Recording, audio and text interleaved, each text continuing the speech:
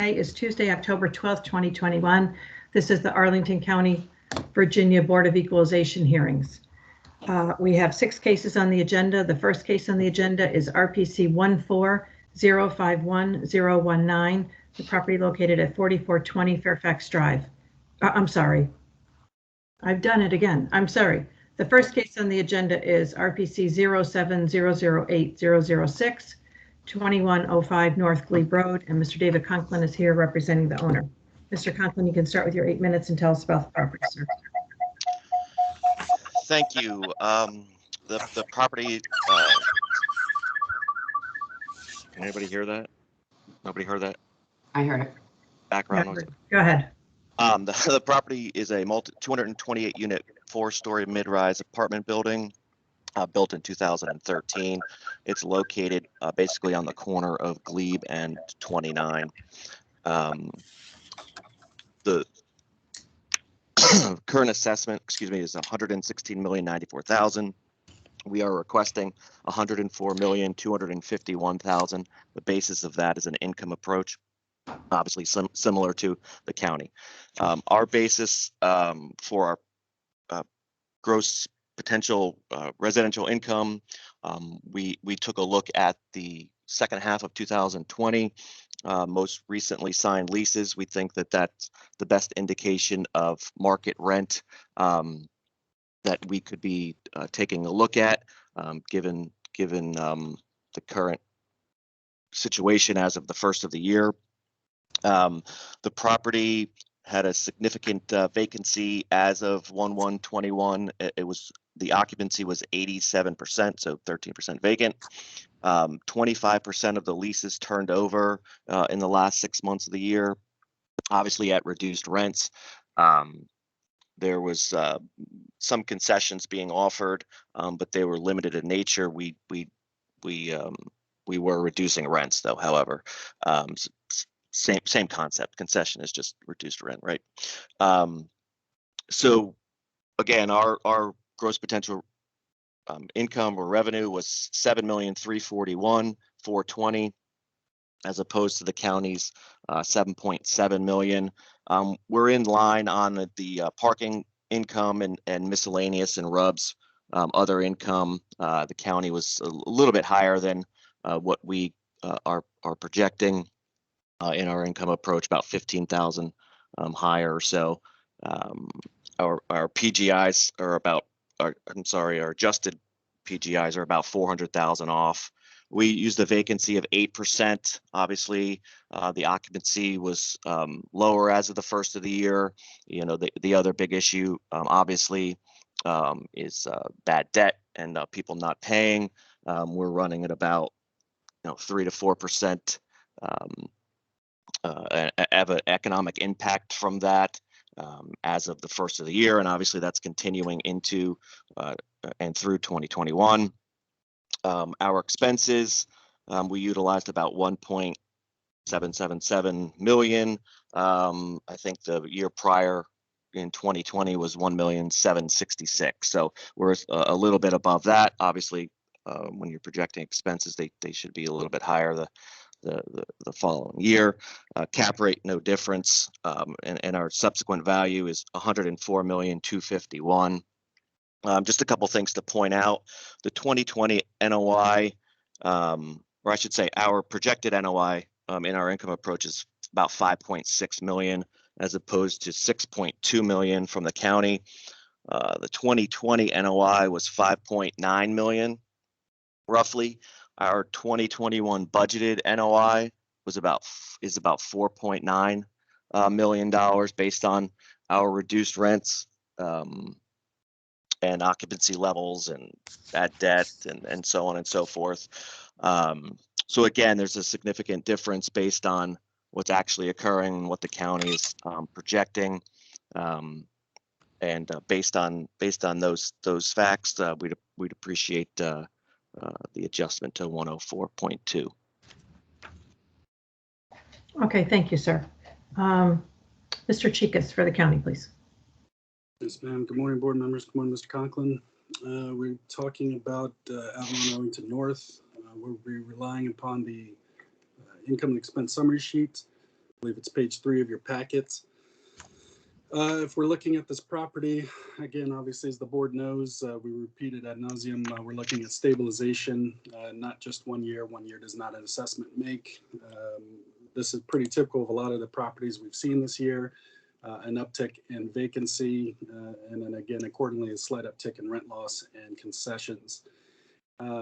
If we're going to look again as a stabilized property, especially if we're looking at the last 3 years more heavily than 4 years, 17, 18, 19, we'll look and see that the effective gross that the county projected is actually a little bit lower than what's been achieved the last 3 years. Again, not just 2020, but again, counting in 18 and 19, the property did grow in 18 and 19, both as far as effective gross. That's due to its stabilization of occupancy. Vacancy dropped in 18 and dropped again in 19. Again, we did see an uptick in 2020, but this is something we've seen near across the board. There's very few properties in the county that didn't receive some sort of uptick in vacancy. As Mr. Conklin noted, the OPEX did increase just shy of 5%, but I wouldn't necessarily agree with the statement that it tends to go up every year. In fact, it dropped to 19 by about 3.5%. So we did stabilize the operating expense, as you can see in revision column F. We did note that, again, our income was very much in line with stabilized numbers. We looked at the rent roll that was provided by the owner. We do appreciate their contention that more weight should be placed on the second half or even the fourth quarter of the lease. But again, obviously, with an annual assessment, that would short the other 9 months of the year. So we did look at the entire rent roll. We did play that out as far as our revision column. You'll note that the GPI actually increased just slightly, but it's still a decrease from last year. Our effective gross projection is very much in line with what's been achieved the last 3 years. We increased our operating expense projection by almost 50,000. Yeah, and I would note that, again, column E is ascribed directly from the owner-submitted I&E roll, I&E questionnaire. So there's no reconstruction at all on this summary sheet. Excuse me. So again, with our revision, we did note the increase in operating expense based on what we projected January 1. We did make a revision downward to the NOI. I would note that the year over year, this is actually reflective of almost 3.5% drop from last year's value, as opposed to the appellant's opinion of almost 13% year over year. We just believe that's a bit too aggressive. Again, considering what's been going on historically at the property, NOIs especially. If you were to look at the stabilized history of this property, I believe you'll agree that our revision is warranted. It's prudent. It does call for a 3.5% decrease. We do believe that this information calls for a confirmation of a revised value of $115,217,600. Irving, anything to add? No, I don't have anything. If you have any questions, we're available. Thank you. Okay, thank you. Questions from board members? No? Oh, Mr. Metzgen.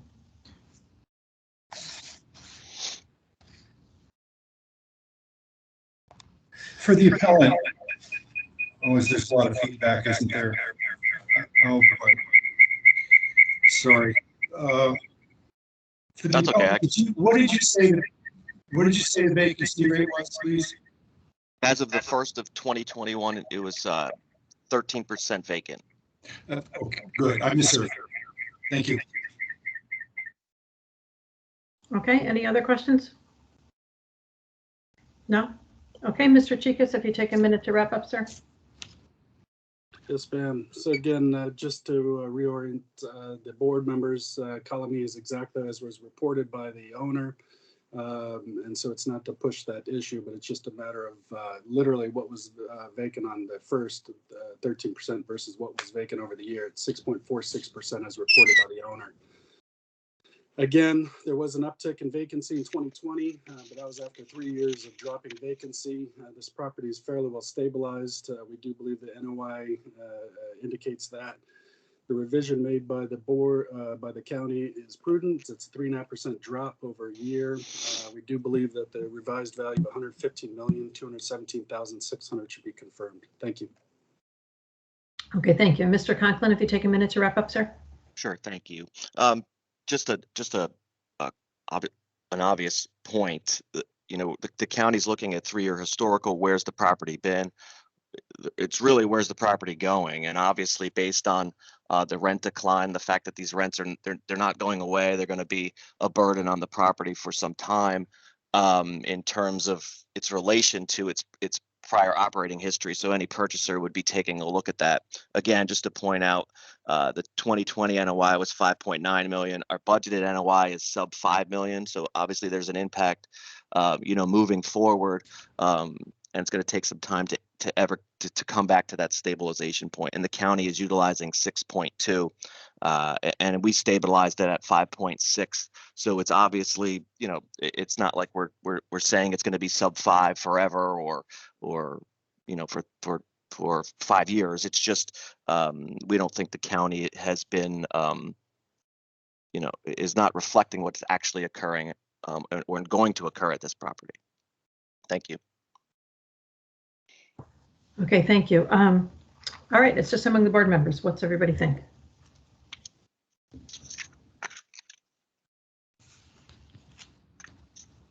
Mr. Hoffman.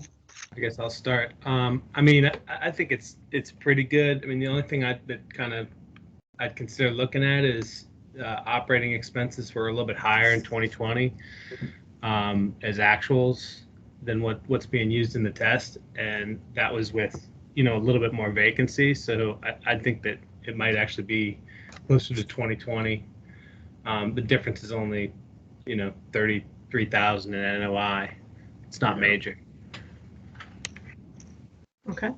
Anyone else? Mr. Penaranda? Yes, good morning. Yeah, I did look at the expenses also, but overall, I don't think the county just looking at 3 years. I think they're, like we've done with many cases this year, we're also looking at what happened last year, which was a crucial year for many properties. But, looking at the overall numbers, the NOIs, the EGI, the GPI, I don't think the county's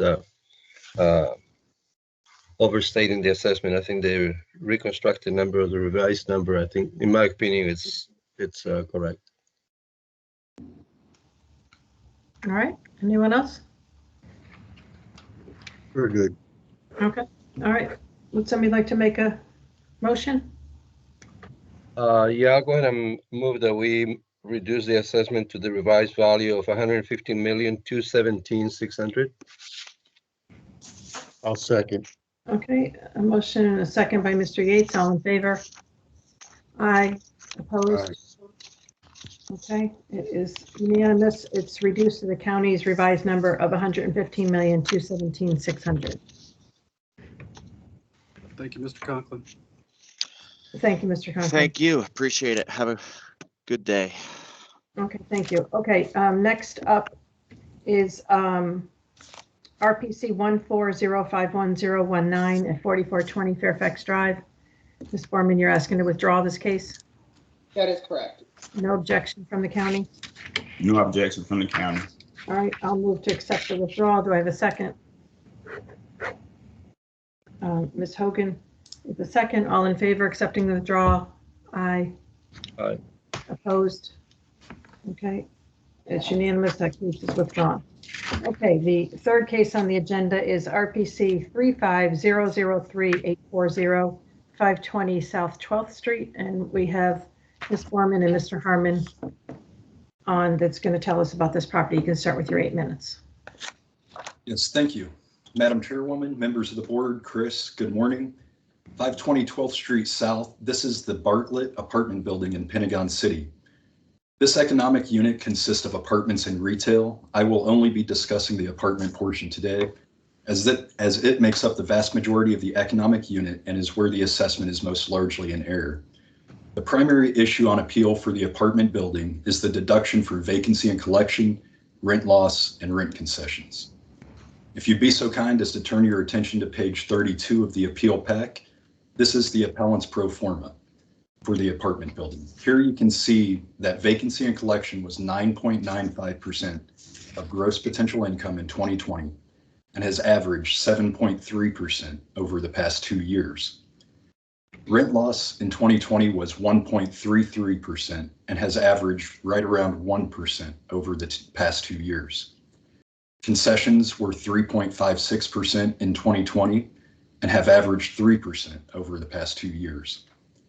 Combined, vacancy and collection, rent loss, and concessions were nearly 15% of GPI in 2020 and have averaged 11.5% of GPI over the past 2 years. Now, why is this important? As we're all aware, and is outlined by the Code of Virginia, Section 58.1-3295.1, a copy of which is provided on page 34 of the appeal pack, Virginia law requires that the Board of Equalization shall consider several factors in evaluating multifamily properties. The first item in this statute that's required to be considered is the actual gross income generated from such real property and any resultant loss in income attributable to vacancies, collection losses, and rent concessions. Now, this is an annual assessment. Our appeal relies on the actual income and expenses reported by this property, just as any prudent assessment is required to do. If you now turn to page 5 of the appeal pack, this is the county's test page. First, on this page, as a note, column G, labeled Appellant Pro Forma 2021, does not accurately represent what is on appeal here. This column is a stabilized pro forma that was provided on the combined apartment and retail portions of the property. We also provided a pro forma for the apartment portion only that was not included on the test page. That is included in the appeal pack on page 32. So when considering the appellant's pro forma, I ask that you disregard column G, which is a combined pro forma and not what I'll be discussing today. I ask that you consider the pro forma listed on page 32, which is for the apartment building alone. On the county's test page, you'll see that the county's summary of actual income and expenses acknowledges the high losses due to vacancies, collection, and concessions on columns C1 and E1. These are the actual reported income and expenses for the property in 2019 and 2020. C1 states that in 2019, the Bartlett Apartments had 7.55% in total vacancy and collection loss. E1 states that in 2020, the property had 14.84% in total vacancy and collection loss. Actual rent loss and concessions in 2020 alone totaled 5%. That's before we even consider vacancy and collection, which was an additional 10% in 2020. To reiterate, state statute requires that these figures be considered by the Board of Equalization. The assessment, both in its initial form and in its revised form, only applies a 5% deduction for vacancy and collection losses. Clearly, the assessment has not given adequate consideration to the losses actually experienced by this property. If we assess properties annually and we have a property with a documented history of high vacancy and collection losses, and we are required to consider actual vacancy, rent loss, and concessions, then we need to apply vacancy and collection loss at a rate that is more indicative of that which was actually experienced by the property. Either we can use the 2020 actual rate or the average rate of 2019-2020. In 2020, again, vacancy and collection was 14.84%. This lowers the test column assessed value by over $43 million. The 2-year average vacancy and collection rate at the property was 11.16%. This reduces the county's test column by nearly $27 million. Alternatively, if we use the 2020 actual reported income and expenses at the property, capitalized at the county's rate, the apartment value decreases by over $30 million from the county's test column. To summarize, actual losses must be considered per Virginia statute, which again is listed on page 34 of the appeal pack.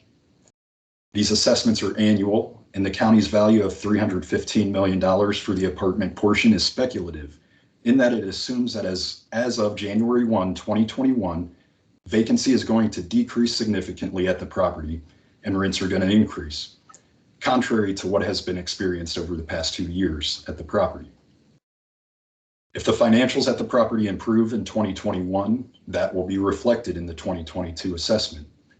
In this case, the documented multi-year history of high vacancy and collection loss and rent concessions, which were nearly 15% in 2020 and over 7.5% in 2019, were assessed only at 5%.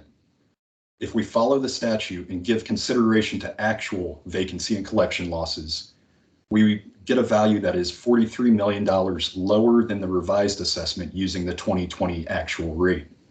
If we use the 2-year average, 2019-2020, that reduces the county's test column by $26 million. The county has only applied the guideline rate of 5% vacancy, but this guideline rate, as has been discussed previously, is just that. It's just a guideline. A prudent assessment would follow the statute and consider actual losses at the property. Thank you. And Eileen, I believe you had something that you'd like to add? I do. So one of the issues with this property as it relates to vacancy and concessions and rent laws is that it's sandwiched between 2 active construction zones. So the property currently has Penn Place to the south, which is under construction and will be under construction until at least the end of 2023. And to the north, on the other side, it has 400 Army Navy Drive, which is under the Elcor construction site that is for the Altair. And once those 2 construction sites once the Amazon site to the south is completed, then we're going to have the Amazon site where the Helix is to the north. So basically what you have here is a property that's going to be in the middle of a construction zone for the next 5 years. And the impact that it has had is that the tenants that were on the south side all asked to be moved to the north side. And they've had to have, with people working from home and that sort of thing, there's been, extra noise. You have the beep, beep, beep of the construction all day long. And as soon as the property to the south is completed and the Helix is constructed on the north, people that are now in the north side are either going to move out or want to be moved to the south side. So again, you have a property that's going to be plagued by vacancy over the next years. They have dropped rents, they have increased concessions, and we anticipate that income will remain at the 2020 level or even decline over the next couple of years. Thank you. Okay. Thank you. Mr. Chikas for the county, please. Yes, ma'am. So again, we'll be relying heavily upon the summary sheet as displayed, I believe, on your page 3. And we'll start right away with the appellant's pro forma column. I think there's some misstatements by Mr. Harmon in that he believes his pro forma was misrepresented. But on page 32, as he claimed his apartment pro forma is, if you go to page 32, you'll note that it's simply a regurgitation of our assessment for 2021 and the actual 2020 as reported by the owner. So the only pro forma that was put out by the appellant is the stabilized potential is seen on page 31. Even easier, you can just look at column G on the summary sheet. And again, the biggest problem with looking at an assessment the way the appellants would like you to is simply that. They believe that this property has dropped in value by 24% in 1 year. That's based on 1 year's assessment. Now, while we agree that you shall consider these things, we also believe, as we said in this last case, as we've said all year, as we said the last 13 years, 1 year does not an assessment make. When we're looking at a stabilized property, you should be looking at multiple years. So that's why we provide 4 of them. I noted that Mr. Harmon spoke only the last 2 years. If you noted to go back 3 years, you'll see that the properties actually did better at that point. This is essentially still a fairly new property. It's 6 years old, and it's ginormous. This is 700 units. That's something that was not mentioned by the appellants as well. Nearby is the Acadia and Millennium at Met Park. Those 2 together equal this size unit alone. This has some 30,000 square foot Whole Foods that Mr. Harmon does not want to talk about today. We want to talk about it because we noted that our retail valuation was low as projected compared to what the owner provided, again, even in a COVID year. We do agree they've had some vacancy issues, but again, if you're looking at it in a long view, at least 3 years as opposed to just the last 2 years as the appellants would like, we believe that you'll see that the vacancy dropped from almost 12% in 17 down to just shy of 4% in 18. So an 8% drop in 1 year. They were definitely headed towards stabilization would be our guess, 3.7% in 18. It did jump to 4.6%, but again, 4.6% of 699 units. That's something that most property owners would dream of. We did see an uptick in 2020, but again, just as we saw in the last case and as we've seen all year, there's an uptick almost across every property multifamily in the county. Very few properties did not receive an uptick in vacancy. I would note, again, it's very much in line. The concessions that they offered went up by about 1% from 2019's levels. And again, the biggest driver was their rent loss. That's something that's fairly unusual for Arlington, fairly unusual for the mid-tier luxury line that this property represents as far as occupancy and tenants. So we do believe, as we've seen, that these concessions and rent loss would be something that would burn off as opposed to be held in perpetuity, or that's something that the owner's planning for, especially, again, given that historically it's not something that's affected their bottom line.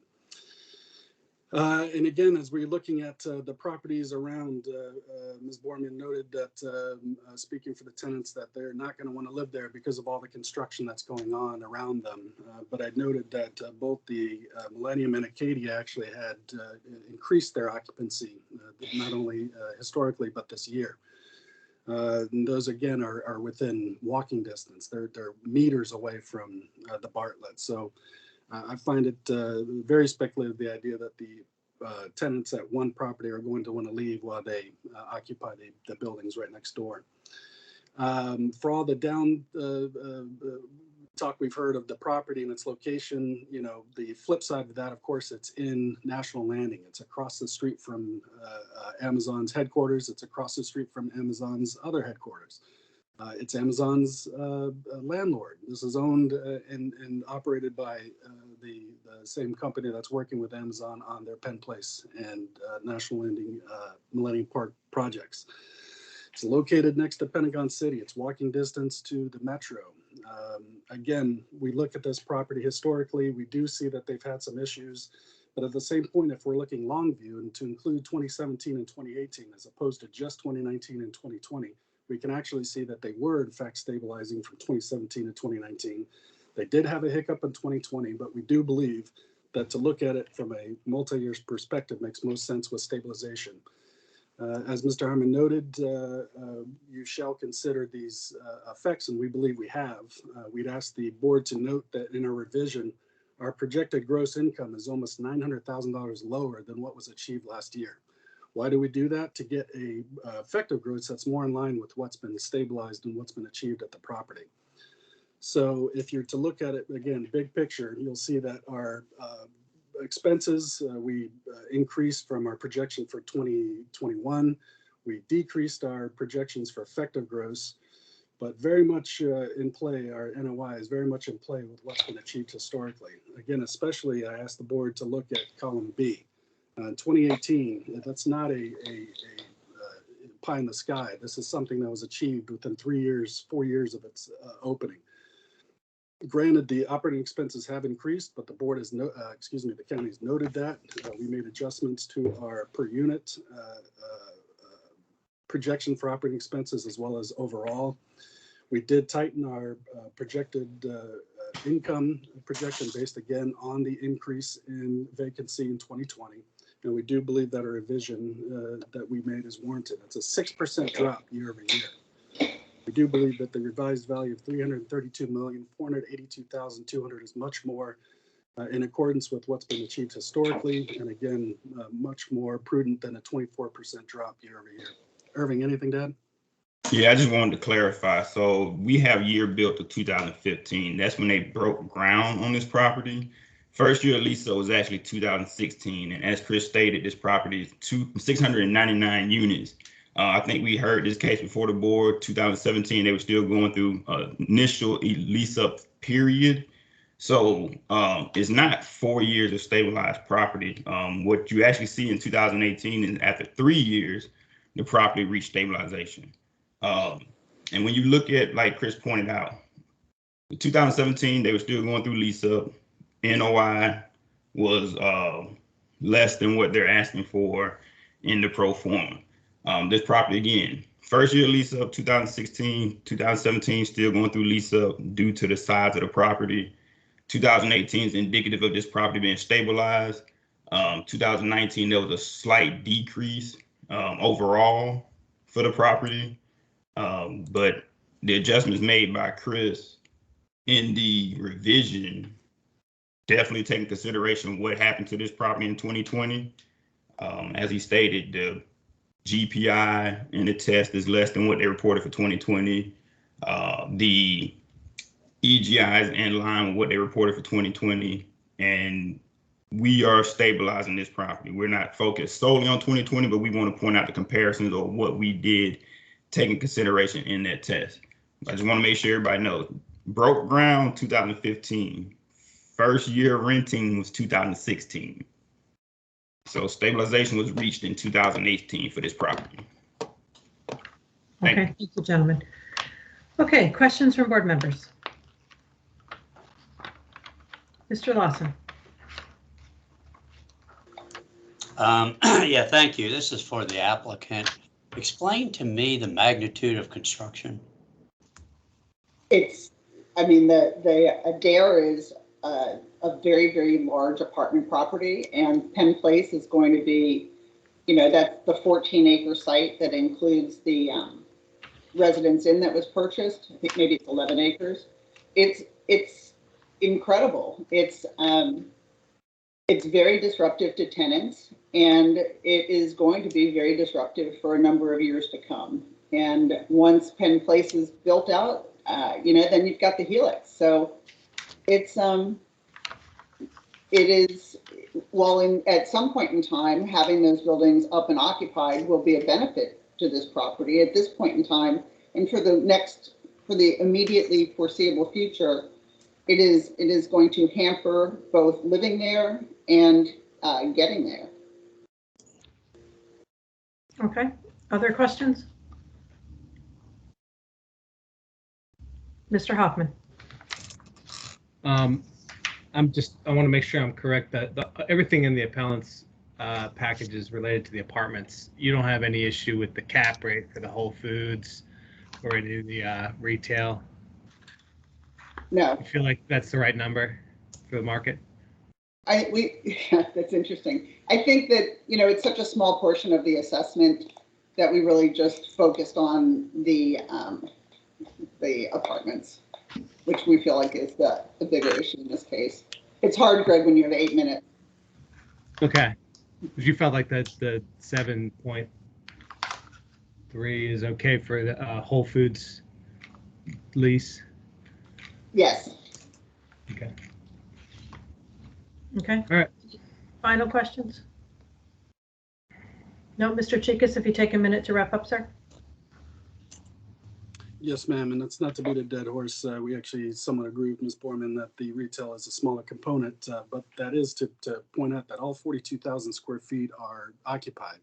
Again, that's a dream scenario for most property owners. This includes 39,000 square feet for Whole Foods that's leased up through 2036. Pure Bar, a coffee shop. These are things these tenants want, and again, are making it very easy for them to find an apartment there. We've talked about, again, looking at this property historically, we've talked about what it did in 1 year's time, dropped vacancy by 8% in 1 year. Again, essentially its second year of lease up. We do believe it's well positioned, it's well amenitized, it's well run. Its neighbors directly next to it, Millennia and Katy, are both very much stabilized, under 5% vacancy each. Whitmer, right next to the metro, a couple blocks away, under 3% vacancy. A building this amenitized, this well positioned, we do believe that based on the stabilized history that the revision is accurate. And again, a 6% drop year over year is much more reflective of reality than a 24% drop. We do believe that the revised value of $332,482,200 should be confirmed. Thank you. Okay, thank you. Mr. Harmon, if you take a minute to wrap up, sir. Yes, thank you. Mr. Chicas seems to be of the mindset that we cannot evaluate these parcels separately. I'm sorry, not the parcels, but the portions, the apartment and the retail separately. He keeps going back to combining them. In fact, statute requires that we assess them separately and consider them separately. That's what we've done here. We found the one with the larger error, the apartment building. The response to the vacancy and collection not being adequately considered was, well, look at the 2020 assessment. It went down from that.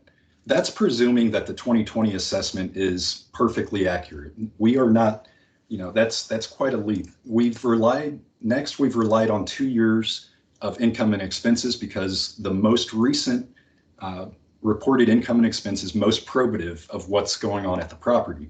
Mr. Chicas relies on 2018, which has been stated as the high water mark. This was a brand new property just now getting leased up in 2018. It's now 3 years past that. We have tons of construction going on since. It's not accurate to rely on 3-year-old income and expenses when circumstances were significantly different, especially when we have prior years, 2019 and 2020. Additionally, those are the years when this was delineated and it's most accurate because it's most recent. The Amazon effect is years away. It's negative at this point because of all the construction. That will be considered on an annual basis, and any increase attributable to that will be reflected at that point. With this, we have levers on this assessment that we can adjust. What Mr. Chicas has done, in his response, he mentions income. He made slight adjustments here and there. That's really trying to disguise the main issue. The main issue here is vacancy and collection was not adequately considered. Almost 15% in 2020, 7.5% in 2019.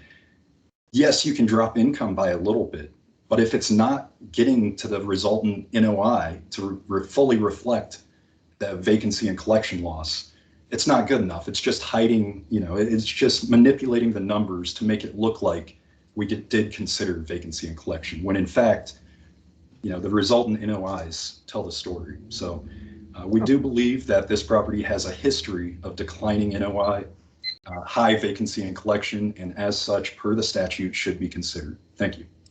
Okay, thank you. Okay, it's just among the board members.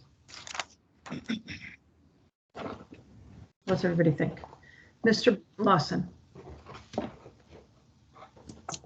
Yes, thank you, Madam Chairman. I know we kind of have a policy that a construction project should not impact value of property.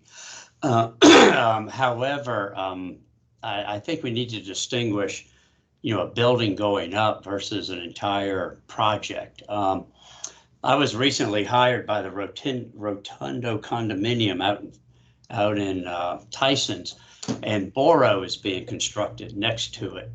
And when Boro is done, it's going to probably add some value. But in the meantime, they're dealing with dynamiting, they're dealing with the construction noise, they're dealing with inability to get in and out of their project.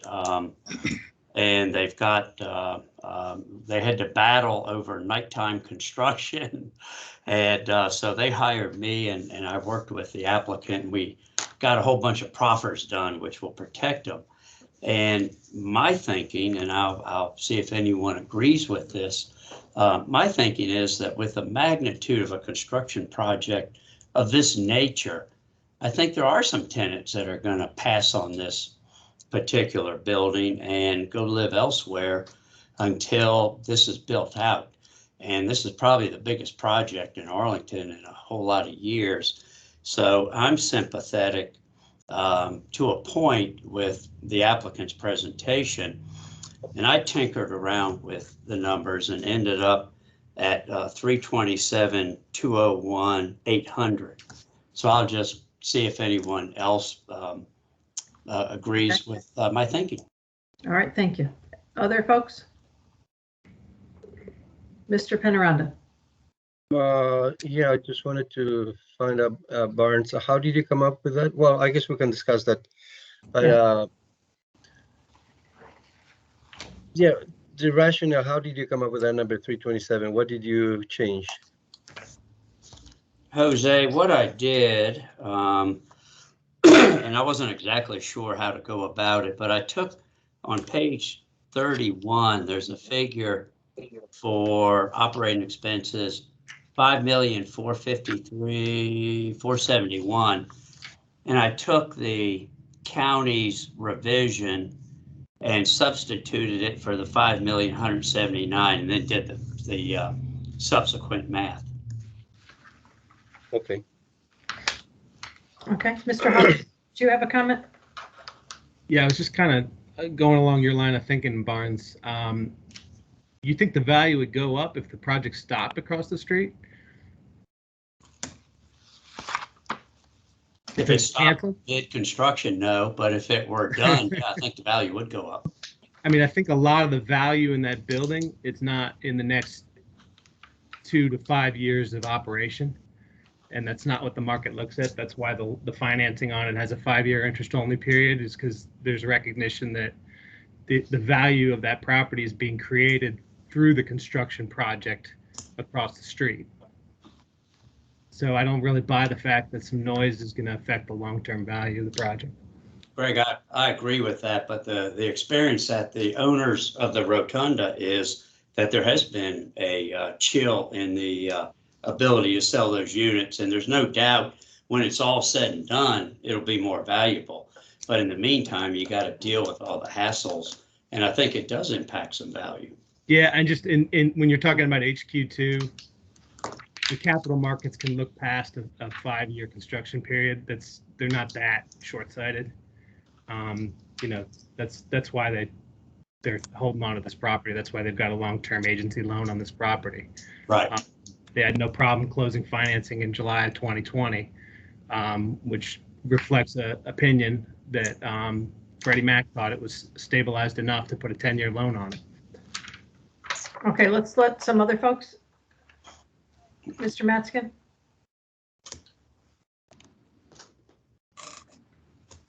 My video's not working well. Is my audio okay? Go ahead. Okay, thank you. I was sympathetic with Barnes' point of view. But Mr. Chikas pointed out that the immediate neighbors were not experiencing significant vacancies, which lends to the fact that this is a great location and a great building and a great environment. Second, what Greg mentioned on the long-term value is there because Penn Place is so wonderful and Amazon is so wonderful. I'm not sure that this is now the opposite of what I just mentioned.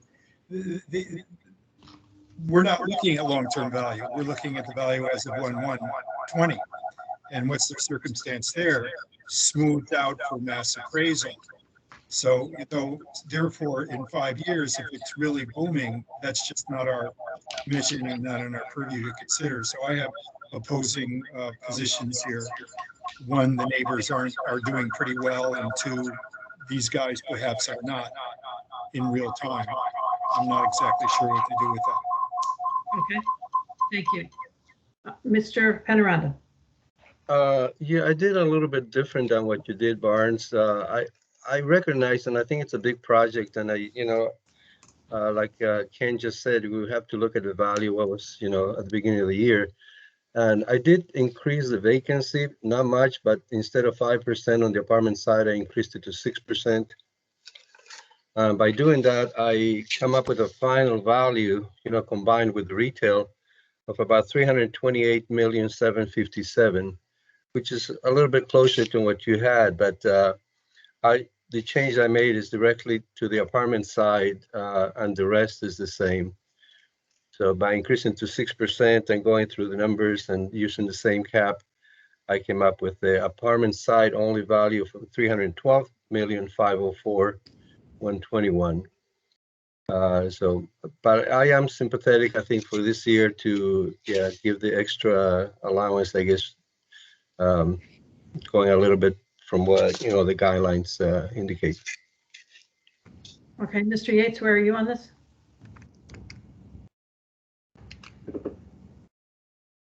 Turn your microphone on, please.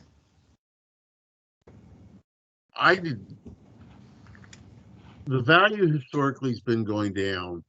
I think in the market, this property, while I do understand the construction, the increased vacancy and rents, I think in the market, people are going to look at this property, or a buyer would look at this property as its location and what's going on around it. Yes, right now it's down, or the impact is showing it going down, but I don't think a buyer is going to look at it that way. This is a great location, and what's going on with the construction is an asset to this property going forward. I think the county's pretty close. No. Okay. And Mr. Hoffman, you agree with that? Yeah. All right, Ms. Hogan, where are you on it? I'm fine with the county. Okay, because I just want to, I can live with the county's revised number as well. I just didn't want to get a motion out there and have it fail, and then it would revert back to the original county's number. And I think everybody's in agreement that at minimum, the revised number is better. So that being said, would somebody like to make a motion? Okay. Mr. Hoffman. I'll motion to confirm the county's revised number, 332, 482, 200. It's actually a decrease to that, but okay. Do I have a second for that? All right, I'll second it. We have a motion, a second, to accept the county's revised number. All in favor? Aye. Opposed? And Ken, where are you? Are you opposed, Mr. Matzkin? I take that as a yes. I'm sorry. Oh, you can hear me. I'm opposed. My video's not doing well. Okay, that's fine. Okay, so it's 5-2, and that's without Mr. Lawson and Mr. Matzkin.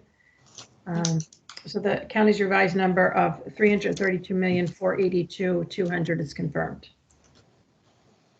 Thank you. Thank you, Madam Chairwoman, members of the board, and Chris. I would like to point out that the county included information in its case that was not included in the appeal, and that is mentioning of vacancy rates at other properties. We have since looked up those vacancy rates and don't agree that they were accurately reported by the county, and would ask that Madam Chairwoman, that you remind the county that it should keep its information to that in the board package. When it throws that sort of information out there, the appellant does not have an opportunity to talk about it. And if we request that it not be considered at the time, it looks like we're trying to hide something. Thank you. Okay, so noted. You can address it in your final wrap-up, however. Absolutely. Okay, that being said, we're going to move on to the next case on the agenda. Do we have Mr. Steinhauser on? Good morning. Okay, good morning. There he is. Okay, so the next RPC is 28004-212, 5500 Columbia Pike. Mr. Steinhauser, you can start with your 8 minutes and tell us about this property.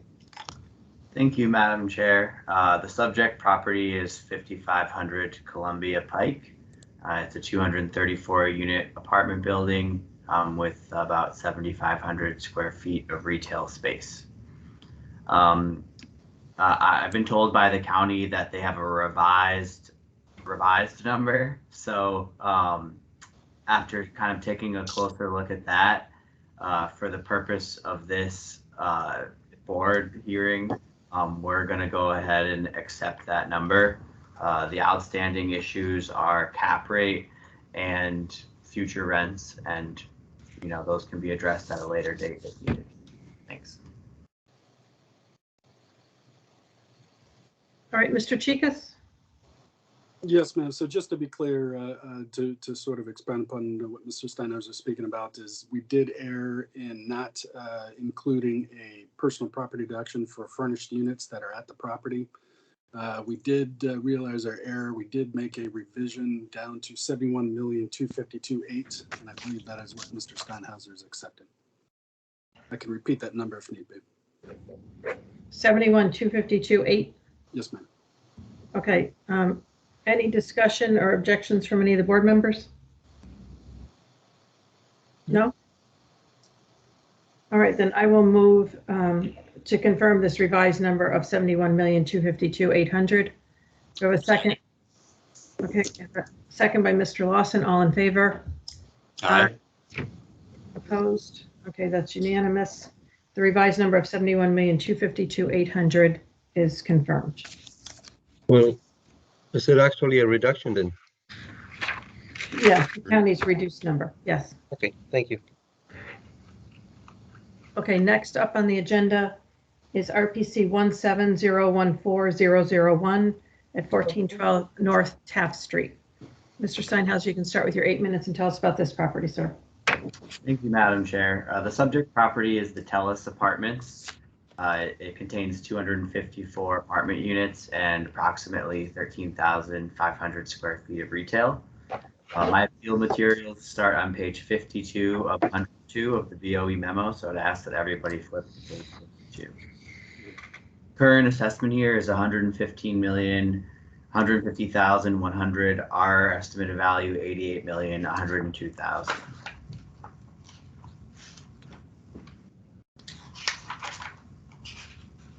So moving right along, you can just see a quick property summary report on page 53 and 54 from CoStar. Kind of shows the asking rents of all the various types of units. Also shows CoStar's numbers on where the rents were year over year, which you can see between 9 and 13% reduction or decreases year over year, and also where vacancy rates are, which at the current building is about 8%, and as well as the market, which is again an increase year over year. If everyone wants to flip to page 57 of 102, this is sort of the meat of our analysis, our income approach. You have our valuation on the left and the counties on the right. The biggest issue here really was the rents. And I think that's sort of one of the main things the assessor did address at, with his revision. So we appreciate that. But just to sort of flesh that out, there was a 13 to 15% year over year decline in market rents at this building. Especially this one has predominantly efficiencies in 1-bedrooms. And we felt those were actually hit harder than some of the larger units. Concessions were also much higher. Again, much of this has already been said by other petitioners, but it holds true for this building as well. Yeah, I won't beat the dead horse too much. The assessor did do a pretty good job of reducing their PGI. We had a difference of about $750,000 here, and I think with the revised numbers, it's closer to $250,000. So thank you to the assessor for making those changes. We did reduce the parking income slightly as well, and I think the assessor did too, so no issue there. We use a higher other income, and I think the assessor did that as well. We're using just a 5% vacancy and collection loss because that goes with the guidelines. The guidelines don't give any room to go up or down. Though we think maybe in the future that needs to be instituted when this building, for example, was 8% vacant and had collection loss. You should be able to sort of flex it up or down. We went with 5% again because that's what the guidelines say, and hopefully those issues will be addressed in other areas. Probably the biggest issue is the operating expenses. The assessor disallowed a bunch of the expenses from the petitioner's I&E statement. So, unfortunately for me, when the board goes back to look at the test sheet, the expenses are going to appear lower. But, I guess some of those were disallowed.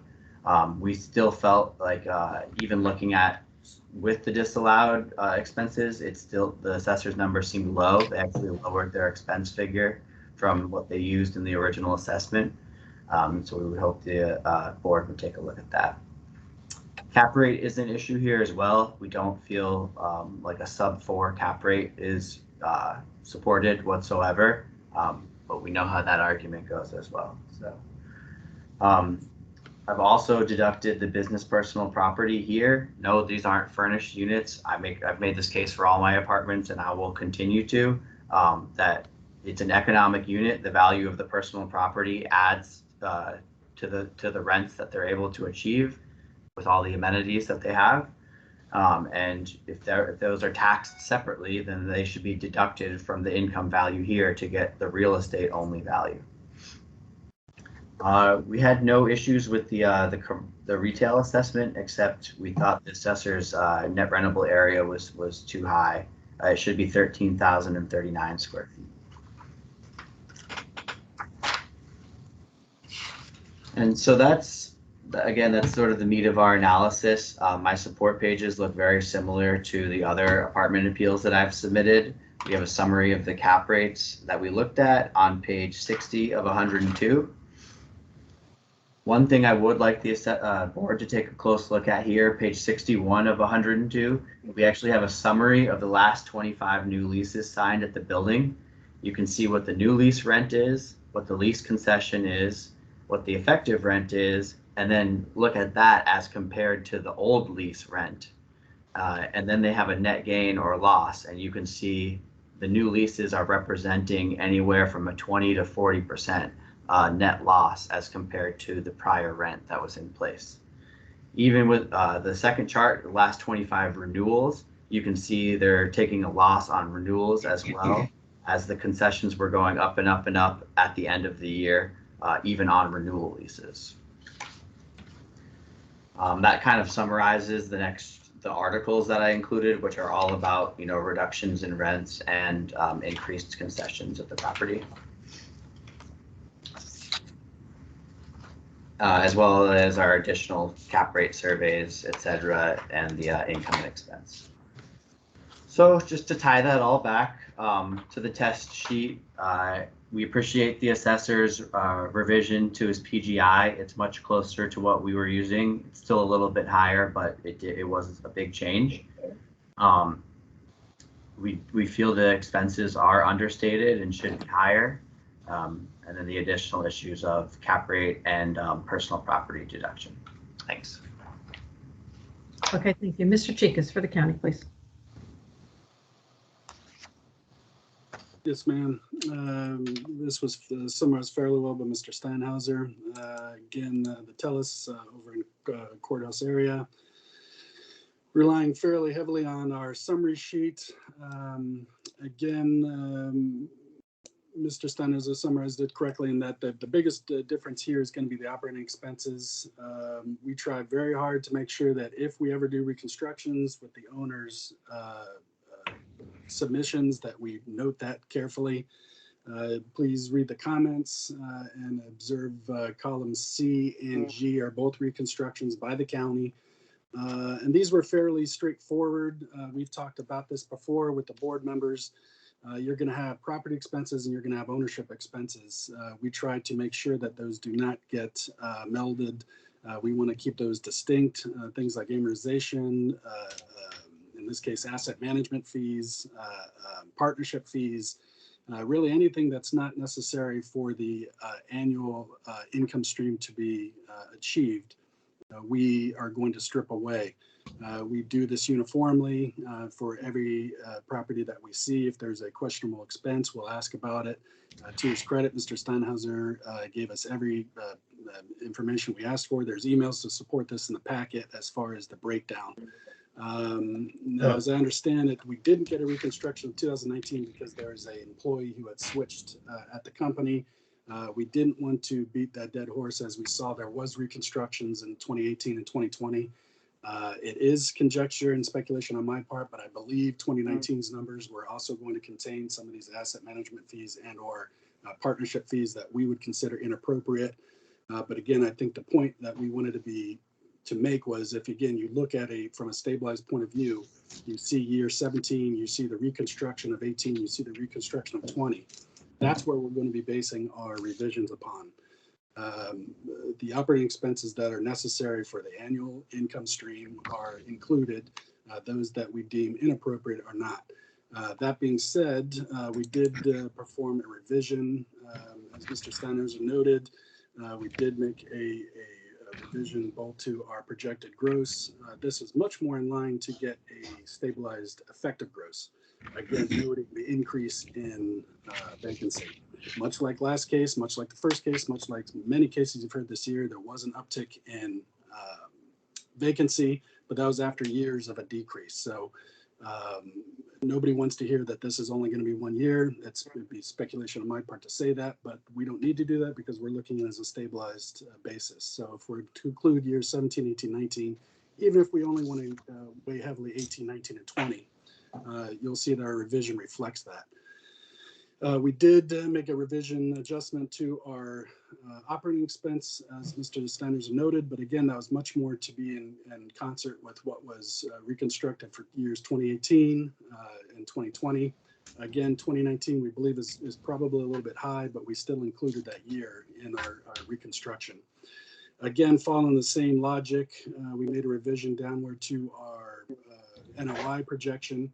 I would note that year over year, this is a downward revision of over 2%, again, reflective of what happened in the year 2020. But we do want you to be reflective also of the stabilized nature of this project, this property. You can see the income stream, you can see the vacancy concession. This is a stabilized property. Again, we did make adjustments to that, squashing the gross potential rent to get to an effective gross that's stabilized. Based on those metrics, based on the vision downward from year over year, based on, we believe, being a bit more prudent revision as opposed to the appellant's over 20% drop year over year, which we believe is just too aggressive. We do believe that the county should be confirmed at a revised value of $111,541,400. Anything to add, Irving? No, I think, like you said, just please look over the comment section and understand what expenses were removed for the reconstruction. Some of the expenses highlighted in the comment section were like sales tax, which was added as an expense and things of that nature. This is consistent in our approach with all property types. If you have any questions, please ask. That's all. Thank you. Okay, thank you, gentlemen. Questions from board members? Mr. Lawson. Yeah, this is for the county. There was a notation that the retail space is off by 450 square feet. A, is that accurate? And B, does it make any difference? So I noted Mr. Steiners have said that.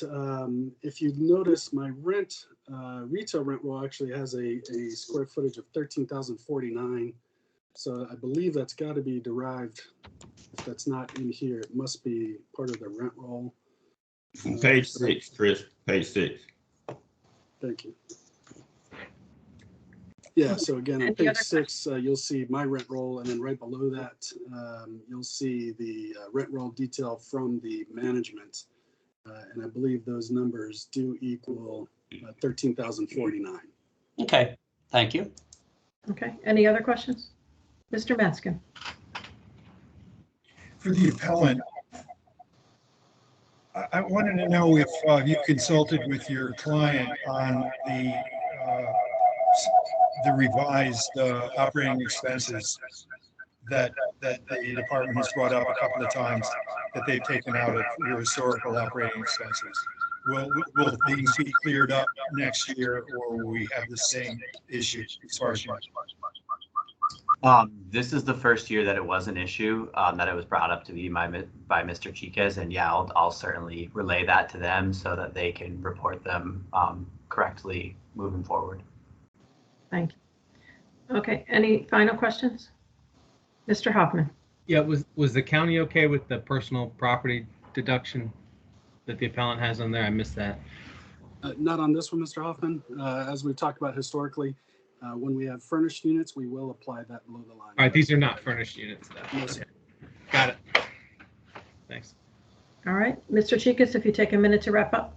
Yes, ma'am. And just to sort of reiterate what Mr. Maitskin was getting at, again, to Mr. Steiner's credit, there was no hiding of these numbers. Everything was out in the open. We asked about them. They reported them. We actually appreciate that. That's what we're looking for with the relationship with our owners and their agents is just transparency. What is this number? Here's what the number is. And then giving us the option to decide, is that inappropriate or appropriate? Given that we do believe that these were inappropriate for the annual operations of the income stream, we do recommend the board consider our reconstructions. That being said, the reconstructions point to revision that is prudent and appropriate of $111,541,400. Again, over 2% drop over last year. We asked the board to confirm that value, 111,541,400. Thank you. Okay, Mr. Steinhauser, if you take a minute to wrap up, sir. Yeah, thanks. It sounds like the big issue here is definitely operating expenses. Even looking at the assessor's reconstructed operating expense figure of $2,139,146. If you look at the revised assessment, it only amounts to $2,042,287 when you combine the apartment and retail together. So it's still $100,000 less than the reconstructed figure from 2020. And that might sound like, we're talking about, it's a small number in the grand scheme of things, but $100,000 at a 5% cap rate, we're talking about $2 million in value. So at the very least, we would hope the board would consider, increasing the expenses maybe back to what the assessor was originally using, or at least, by $100,000. I think we're mostly on the same page with the other issues. But they're way below what they expected to get when they built this property 10 years ago or so. So obviously any help that they can get, they'll be happy to take. Thanks. Okay, thank you. All right, it's just among the board members. I'll start on this. I mean, I'm sympathetic to what the appellant just brought up about the expenses, but when I look at the NOIs and you look at where the county is on the revised number, they're below by 200,000 what the county or what the appellant actually reported. So I'm fine with the county's revised numbers. I don't know what everybody else is, but that's where I am at. Mr. Hoffman. Yeah, I think that 2020 number is retail and apartments, and then so the county's a little bit above it in their revised number. I think it's combined. Chris is nodding his head. He didn't break down column F into retail and I see. So they're actually a little bit above the total being 5.8 reconstructed, and if you look at columns H, it's like almost 5.9. So they're up about 100,000 above last year's actuals in the revision. Mm-hmm. Okay. Total.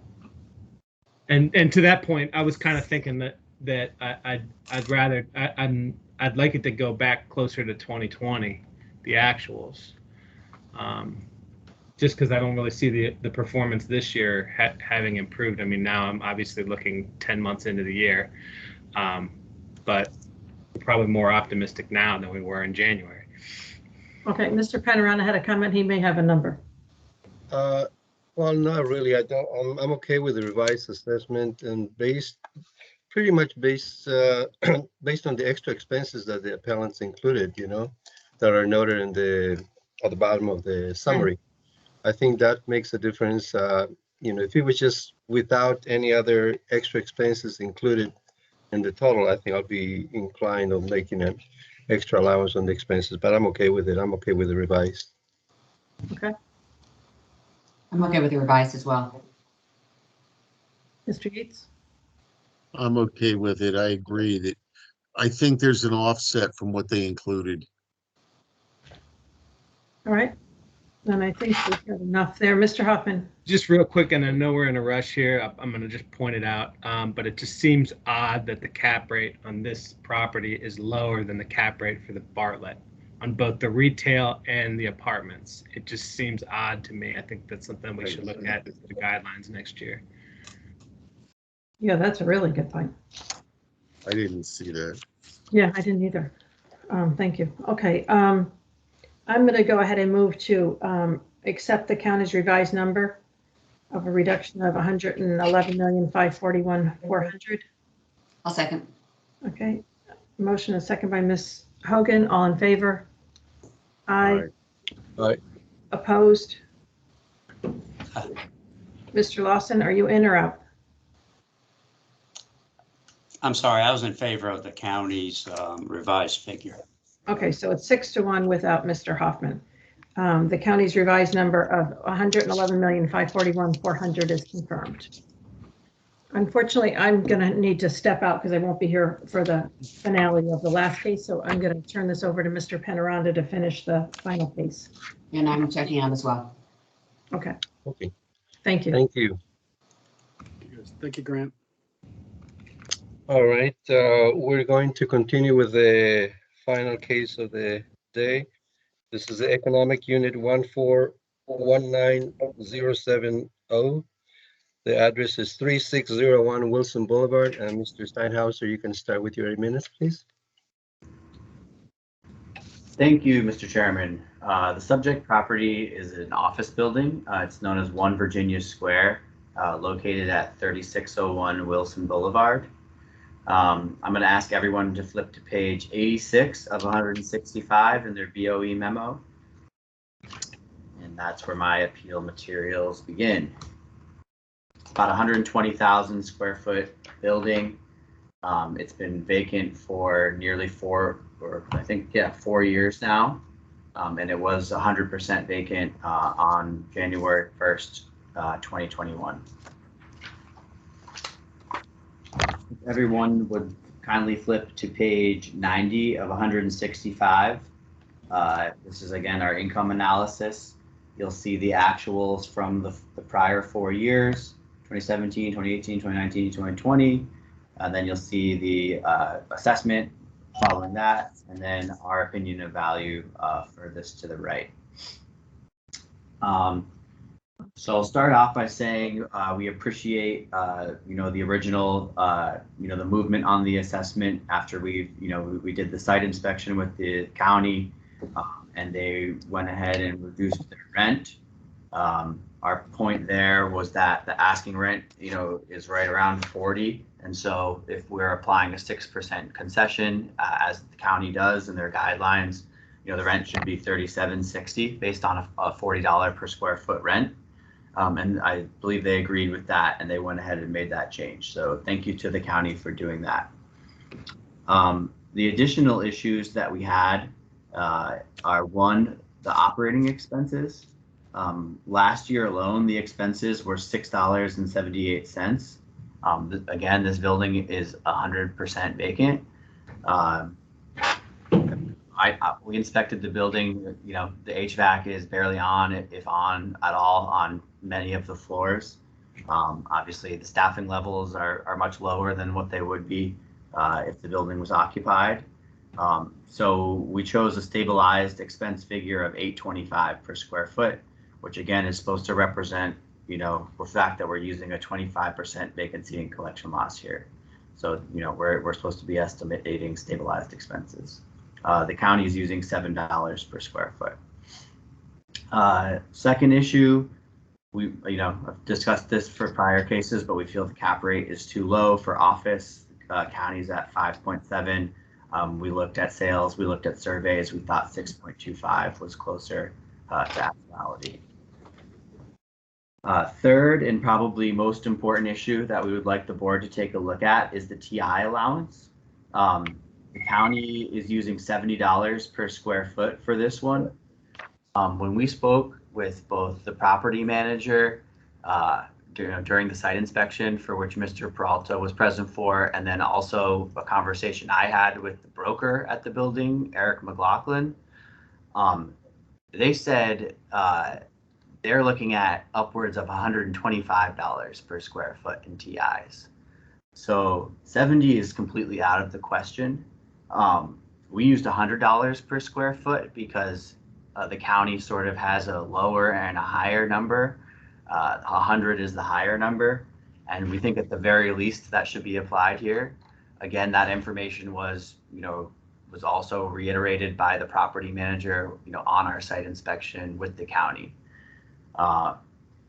That's in addition to, probably 2 years worth of free rent on a 10-year lease. So, a 6% concession really doesn't cover that either, but, we've used the 6% concession. We think at the very least, the higher TI allowance should be applied here.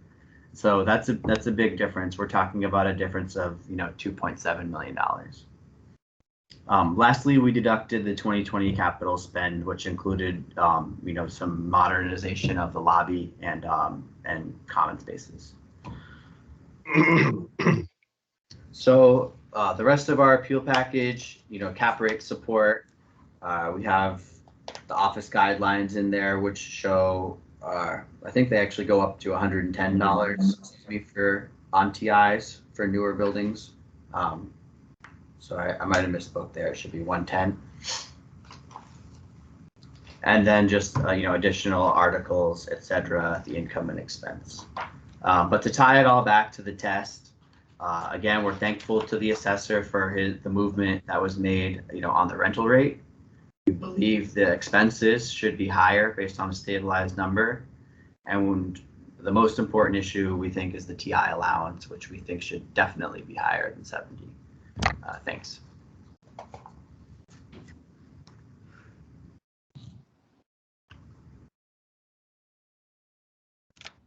Thank you, Mr. Steinhauser. Mr. Peralta, if you want to start with your 8 minutes, please. Yes, thank you. With this project, we did look at CoStar and saw that the rents were at $44 a square foot. We did make the reduction in looking at this, what they proposed for the gross potential of this property in 2020. They're actually using a $39 per square foot figure, and that's not an actual number. It's what they projected they would receive in 2020. Again, this property is 100% vacant. I would like to note that the owners purchased this property in 2011 for $61 million, $61,850. We're valuing this property at a fraction of that, about 32% of that value we captured in the retest. So we dropped from the original assessment of 32 million to now 28,958,000. Again, when looking at this property, we did see that there was a we did project the expenses overall in the last few years. They've been projecting about $3.50, $4 over the last 3 years. The most recent expense rate was significantly higher with the project 100% vacant. So we did feel that the original expense rate was used in the test, and we think that's a good estimate of the expenses for this property, given the age and given the age of this property. Upon review, we did find that they did some improvements to the property. They spent about $1.5 million in renovations based on the permit that was pulled. That's the estimate there. It was permit for the conference center and the fitness center on the lobby level. If you refer to my CoStar pages, beginning on page 10, you'll see further down the pictures that show the renovations of that fitness center and conference center. And just looking at this overall, from an overall perspective, last year we were at the same assessment that we assessed it for this year. And that's with not accounting for the renovations or the improvements done on this property. Again, the $1.5 million.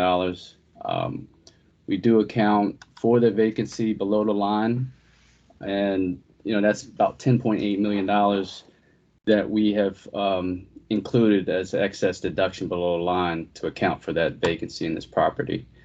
We believe that this assessment, the original assessment, was fair, given we've assessed it last year. There was no appeal. This year there was an appeal, but they made a renovation to the property. So I'm not understanding the thinking behind appealing this year versus with no renovation. I believe that the assessment, the effective age should increase given the renovations. I know it is the lobby level, is the fitness center and conference center, but we believe that that would generate more value for the property and attract more tenants in the marketplace. I think that's all I have for now. Irving, do you have anything? No, I don't have anything to add. Thank you. We're open for questions. Okay, thank you. Any questions from board members at this time? Mr. Lawson? Yeah, this is for the applicant. Is the property still empty? Yes, it's still 100% vacant. They've barely had any interest whatsoever. Why have they had any possibilities for partial rentals, but they're holding out to rent the whole building? Anything of that nature? No, I actually asked the property manager that exact question myself, if they were holding out for a full building tenant. He told me they certainly are not. You know, they would love to just get somebody in, you know, one of the floors, two of the floors, you know, whatever. But it's like the deals that, you know, the tenant brokers are coming forward with are, you know, end up being like net negatives for them. The concessions that they're asking for are so high. You know, that they're really struggling to get anybody in the building.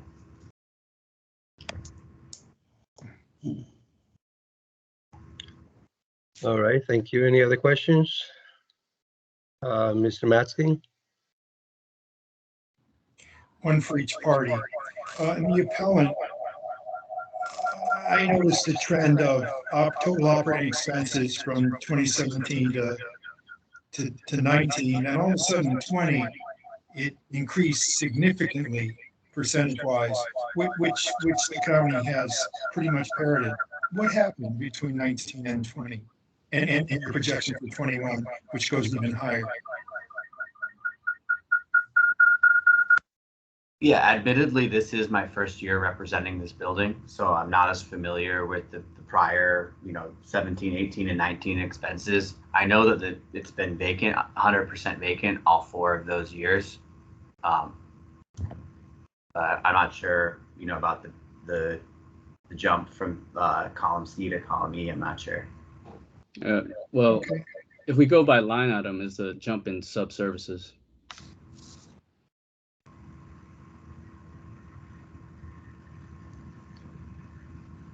Yeah, tenfold. All right, but the department accepts it, so I just was curious. I don't even know why sub-services went up tenfold, but we'll just let that go. I don't think they're necessarily accepting it. I think they're projecting a stabilized expense figure, and we're trying to do the same thing. We just think it's higher. No, but the stabilized expense figure is based on only 1 year, 2020. They like to go back several years, and it's much, much lower. Again, you're not identical, but they wouldn't base their expenses on columns A, B, or C when the building was 100% vacant during those years. It was 100% vacant in 2020 as well. Right, but they got that information after they had done the assessment. You see what I'm saying? They get the 2020 figures after they've already put out the assessment. I see. So they independently went up a significant amount. We don't know why, but yeah, I don't know that we need to belabor it because both of you still are somewhat on the same page. So I'll let it go. On the department, same tenor going back in time. This building's been, and it's obviously a well-positioned building, a block from Metro, but it's been 100% vacant for a while. When do you, beyond below the line deductions, say, well, this is just, you know, let me start over just a moment. The 25%, let me ask a different question for the department, I'm sorry. The 25% above the line vacancy allowance, just refresh my memory because the guidelines isn't in front of me. Is that a guideline number for this? Yeah, that's the maximum allowed, you know, vacancy that we attribute before capitalization. And then whatever is in excess, we take below the line. It's the maximum for any kind of office building or commercial building, maybe. Correct. Okay, and then you went below the line, obviously. Okay, thank you.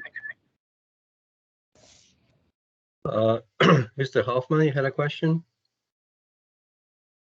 I was just curious if you knew what the heck was going on in 2011 when somebody bought this building for $510 a square foot. I think they thought they were going to keep the tenant in place, and then they ultimately left, you know, at the end of 2015. Yeah. Okay. It was a long-term, very solid, full building tenant. Did they Yeah. break out of their lease or what happened? No, it was over and they moved. Their defense, maybe Okay, all right. they needed to be somewhere else. Yeah, the lease was ending. I think that was known, but they thought they could keep them, and they went elsewhere. Yeah, it's a big number. That's all. All right. Okay. I only had a question for Mr. Peralta. Considering that the building is empty, would you not allow a higher number for TIs? I know we've seen in other buildings where, you know, it's, I guess in shell condition that the TI would be higher than the $70 figure. Right. Now, my understanding, there was a few suites, and Grant, you can correct me if I'm wrong, but they were going to be leased out as spec units. I think they were left, from what I understand and remember, from the previous tenant, and they were going to be rented out as such. Is that correct, Grant? Not completely. There's no. The top 2 floors were gutted completely to shell, and I think they left floors 2 and 3. Just that was the build out from the prior tenant. They've just left it there, and they, you know, it's like maybe they can get somebody in that will take it as is, or, you know, with minimal improvements, but they're also ready to gut that too if needed. Okay.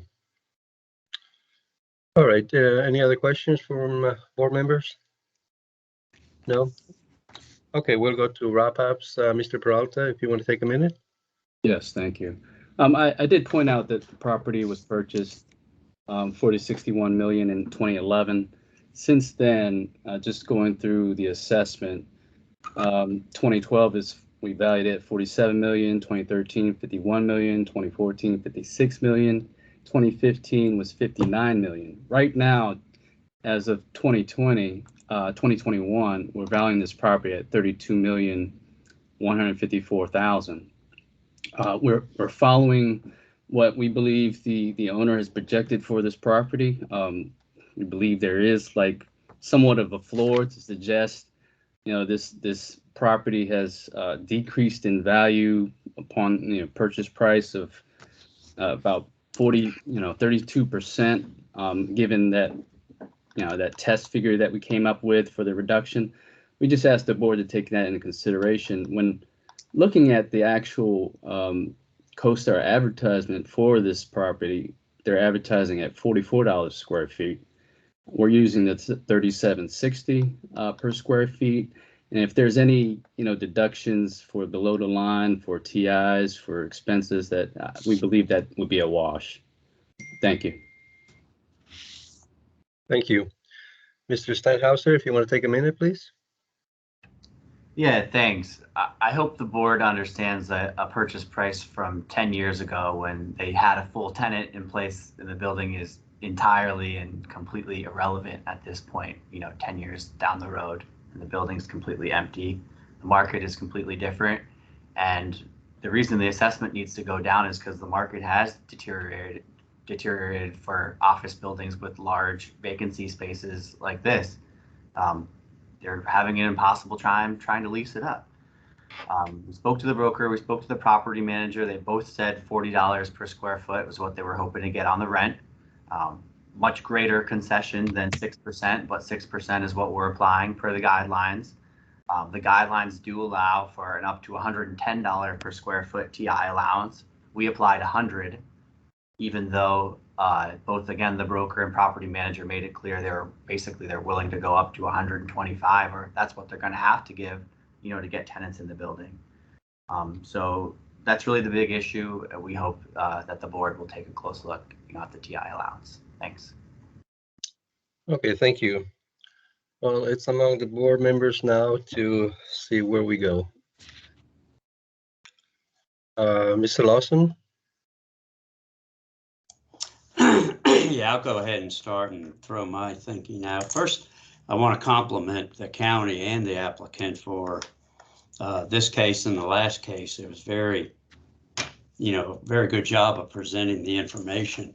I kind of have mixed feelings. On one hand, Jose asked the question, which was exactly what I was thinking, which is that I think the TI should go up from the 70. And I know Ken educated us a couple of meetings ago about how TI is negotiated, could be all over the place. But I do think that the world has changed a little bit with office, and there are just not that many office seekers around right now, and we have an awful lot of vacant space, and it'll probably be that way for a while. On the other hand, every once in a while you have a owner of property that's just stubborn, and they want what they want, and the market be damned, I'm gonna achieve that, or I'm gonna let it sit empty for years until I get it. I don't know which is the case here, because I don't know this landlord. I don't know their thinking. So my suggestion, and I'll see if any of my colleagues agree with this, what I did was took the county figure of the 28,958, and I bumped up the TI to the $100 a square foot, and ended up at 26,344, 276. And I'll see if anyone else agrees with that thinking. I did the same thing. Smatsky? Since I, as Barnes mentioned, spoke last week about the wide variety of elements that go into TI, I'm going to, and therefore agreed with how the county approaches it. I want to back off from that in this one unique case. This thing's not only 100% vacant, but has a history of 100% vacancy. And I'm betting that they're going to have to not, especially after experience the last couple of years, not depend on trying to get a fairly good fit for the first and second floors as currently built out, and apply maybe $20 or $40 a square foot to accommodate new tenants, but really go down the shelf. They got to do something fancy. I mean, this is just nuts. And again, I emphasize this is a unique case that I've seen in all the years that I've been doing this. Anybody can be vacant for 100% for 1 year, but this is historical. And I would support exactly what my two predecessors said, probably for the exact same reason in this one case. And I would go to 100, and I would end up with Barnes' bottom line figure. I honestly think it'll go high. It'll be a lot higher than that. I think this had a long-term tenant. This was not built out for the general market. It's 20-year-old building. I mean, it's going to take some work. I think it's a higher than $100, but I think that's a good start. And Greg, you know that better than anyone.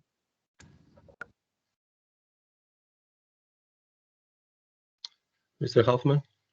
I'm just running the numbers. I think I have come to about the same thing that Barnes had, but I just wanted to double check. Okay. In the meantime, I wanted to let you know I did the same. I mean, I wasn't really convinced that we should increase it, but considering that some part of the building is in shell condition and you don't know what kind of tenant you're going to be getting, so I can understand why the owner would be just holding on and not really shelling the whole thing at this point. But for this year, yeah, I think I'm willing to accept the $100 TI. But the number that I came up with is a little bit different than Barnes. So I don't know, what number did you come up with, Greg? I got the same number as Barnes, actually. I was just checking. I agree with his rationale too. You took the 90. I actually did $100 in TI on the department's worksheet, column F, and I got 226, 364, 276, which I think you were pretty close to that number, right, Barnes? Yeah. Yeah, you're basing the $100 on the Yeah. 90,906 square feet? Yeah. Okay. Yeah, I'm okay with it. So if any of you want to make a motion based on that, I think we're all in agreement. I think we have a. Go ahead, or- Barnes. Greg, why don't you make it, because we're slightly different. Okay. Yeah, Yeah, I saw your number was up by about 20,000 maybe, but I've got a motion to reduce to 26,364,300, and that's based on using the county's test column with the added TI at $100 a square foot. A second. Okay, we have a motion by Mr. Hoffman and a second by Mr. Lawson to reduce to 26,364,300. All in favor? Aye. Against? None. So it is 5-0. The reduction is passed, and that's all for this case. Thank you. Thank you, board. Thank you, Grant. Thanks, everybody. Thank you. Have a good day. Do we have any other new businesses from board members or anything pending? No. No?